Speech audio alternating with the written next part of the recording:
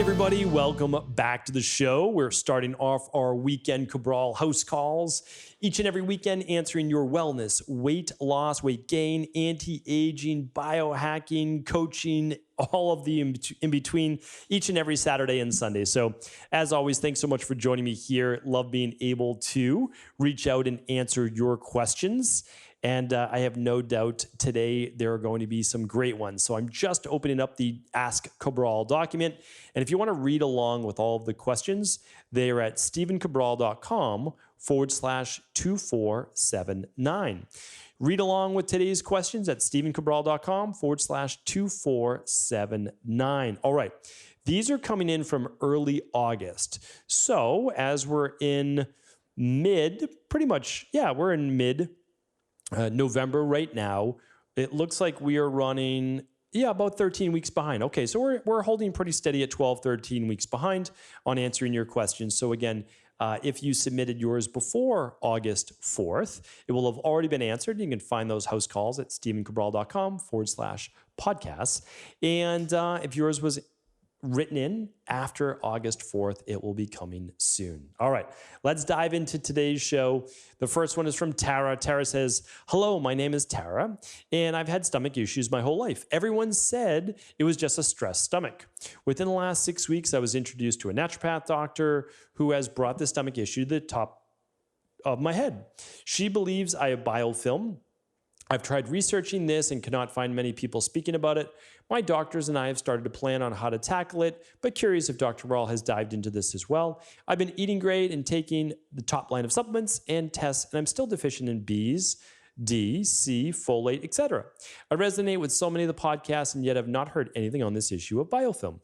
I'm just curious if Dr. Rawl has any insights on the topic. Thank you." Okay, well, absolutely I do. And I've done a whole podcast on biofilms before and how to remove them.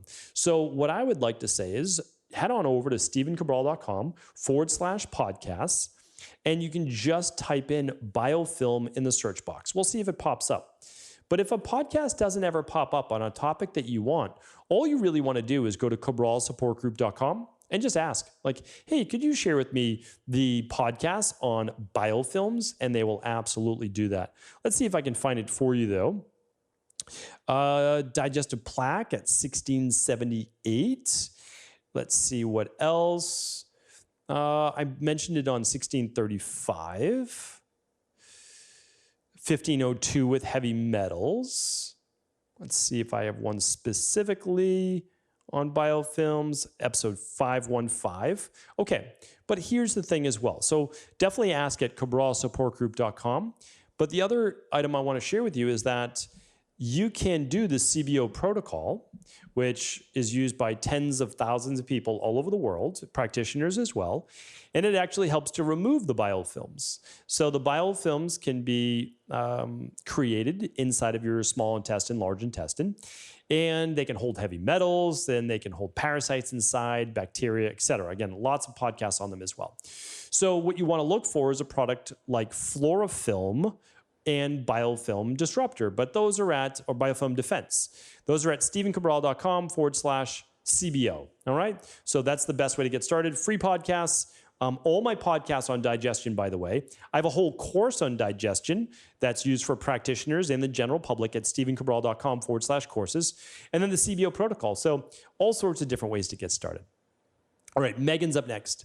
"Hello, Dr. Rawl. I think I may have heard you mentioned palate expanders on one of your episodes discussing mouth breathing.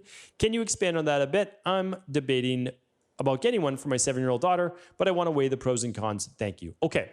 Yeah, we had to make this decision with my oldest daughter on using a palate expander, and we decided not to. That was a personal decision. Again, I'm not here to give you any medical advice, medical diagnosis, medical treatment plans.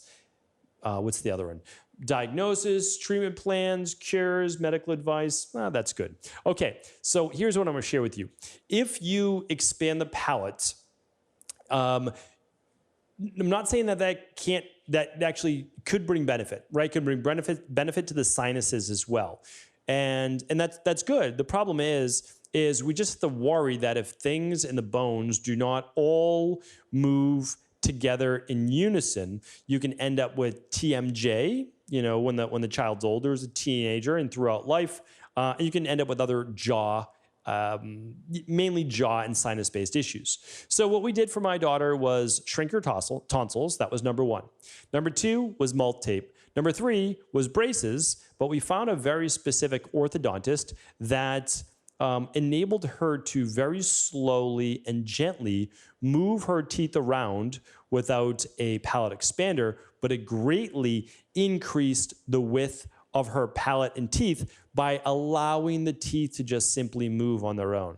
So I recommend essentially all of those things. All right. Hopefully that is helpful.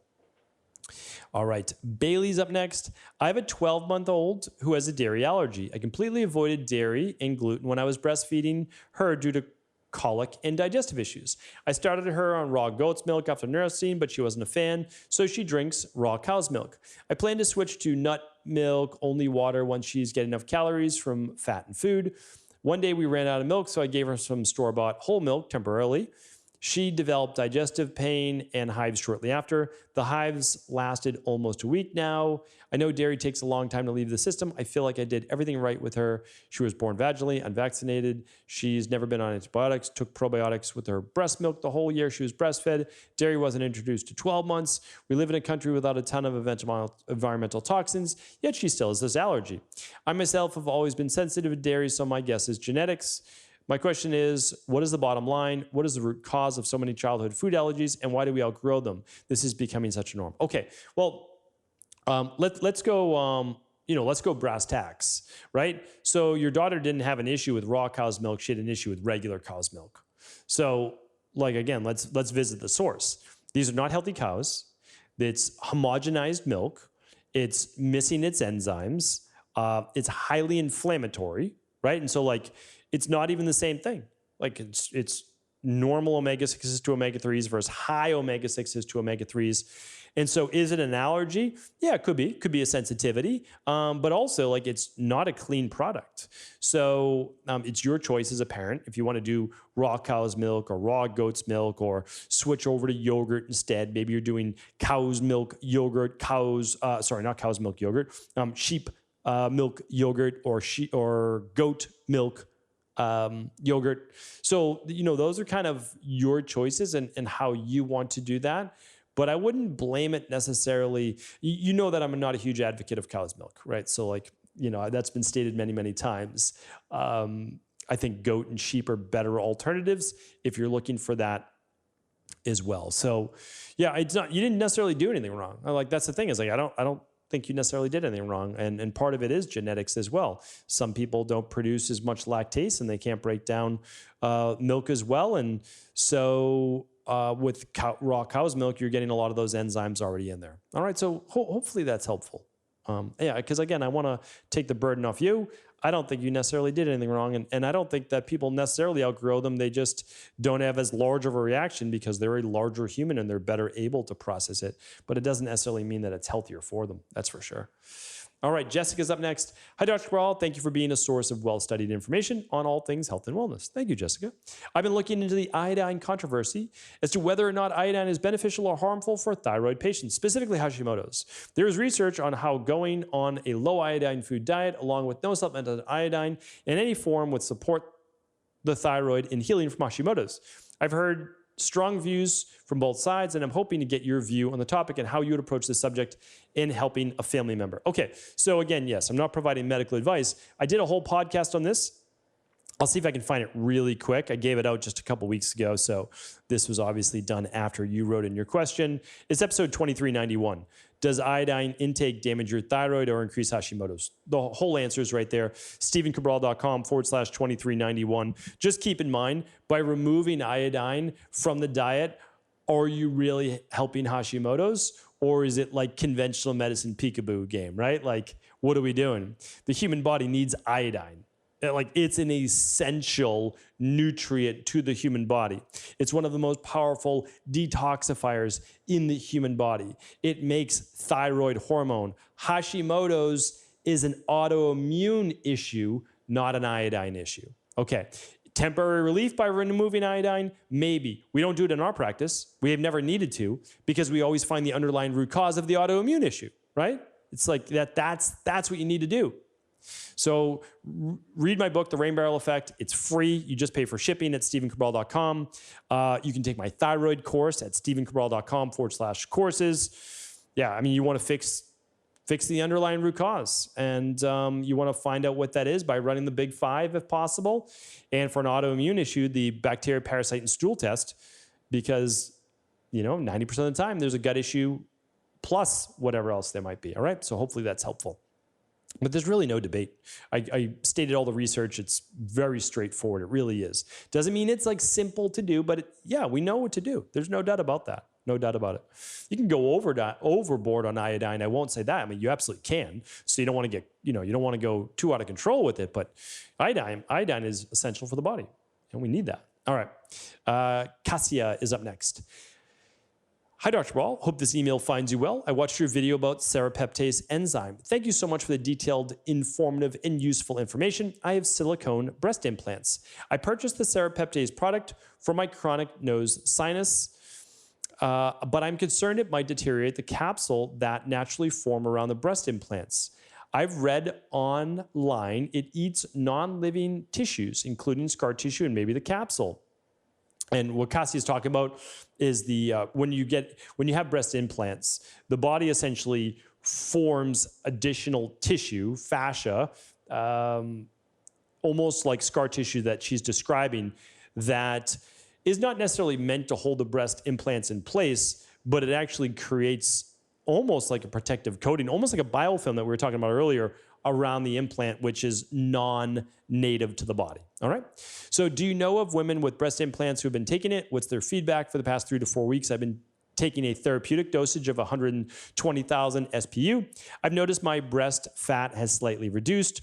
I don't know if it's because of the Serrapeptase or intermittent fasting. I've started them at the same time. Appreciate your input and advice. Okay. So happy to help on this.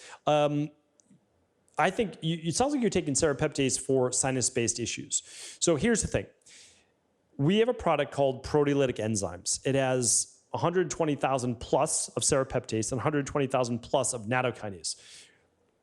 Absolutely phenomenal at cleaning up the blood, eating away at necrotic tissue, helping with the sinuses, helping with healthy levels of inflammation, helping with blood clots, etc. All right, so like no doubt about it, proteolytic enzymes, phenomenal product. You can find the one I'm talking about at stephencabral.com/shop.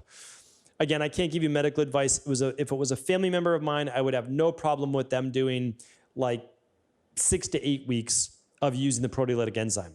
However, if yours is not for joint-based issues, inflammation, et cetera, but rather sinuses, I would most likely figure out what's going on with the sinuses. Again, look for the root cause, look for gut-based issues, look for Th2-based immune issues, but also there's a product called Sinus Support.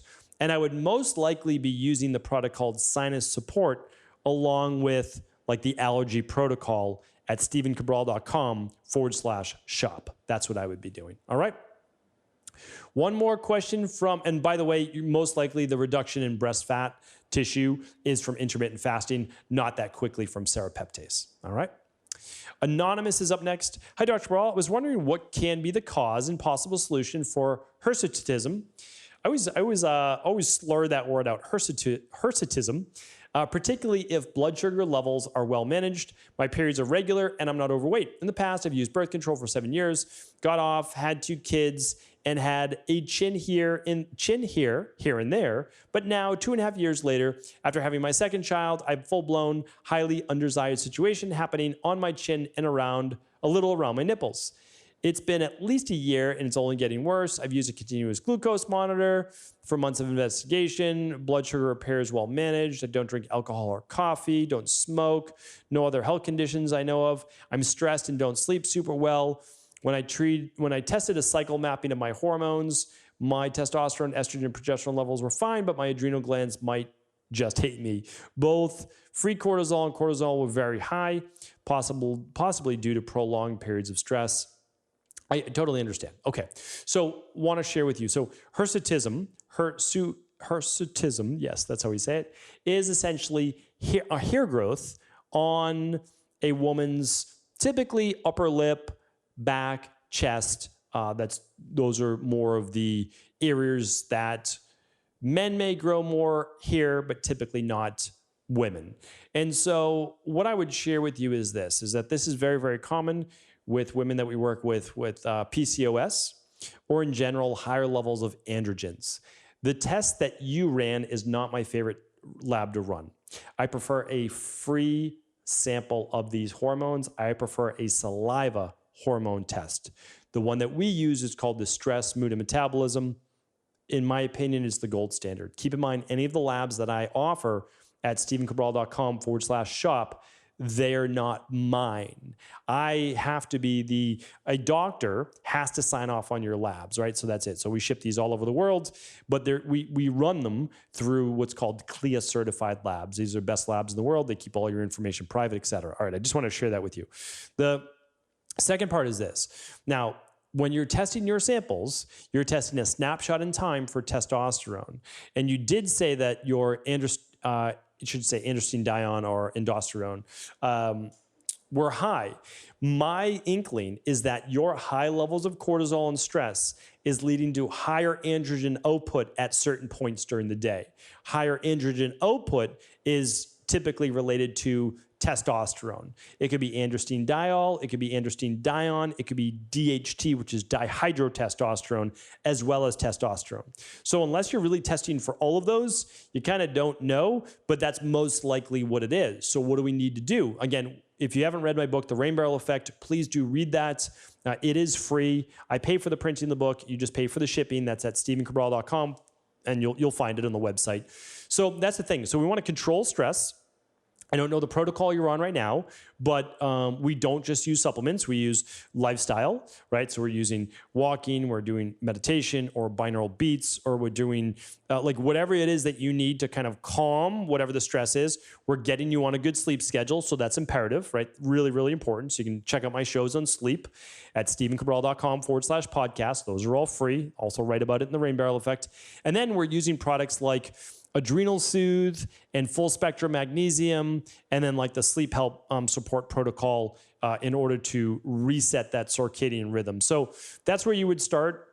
If you want to run that lab, it does come with a complimentary consultation as well. So you get a plan with that. And so that's what I would do. And hopefully that was helpful. But definitely a solution for that, no doubt about it. We work with many, many women where it's not always blood sugar. You're right.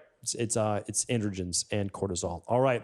That is it for today's show. Appreciate each and every one of you tuning in. Thank you so much. Of course, share the show with anyone you feel it could help. And I'll be back tomorrow answering 6 more of our community's questions. Take care, everybody.